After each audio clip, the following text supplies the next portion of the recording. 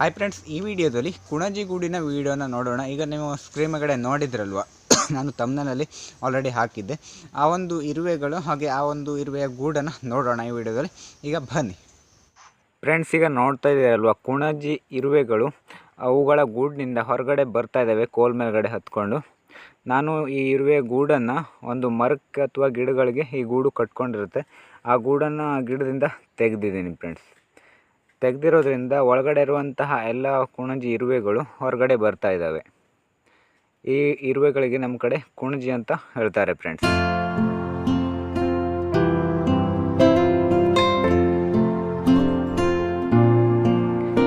ಈಗ ಒಂದು ಬಾಲ್ ಥರ ಒಂದು ನಿಮಗೆ ಗೂಡು ಕಾಣಿಸ್ತಿದೆ ಅಲ್ವಾ, ಆ ಗೂಡು ಆ ಎಲ್ಲ ಇರುವೆಗಳು ಸೇರಿ ರೆಡಿ ಮಾಡಿರುವಂಥ ಗೂಡಾಗಿದೆ.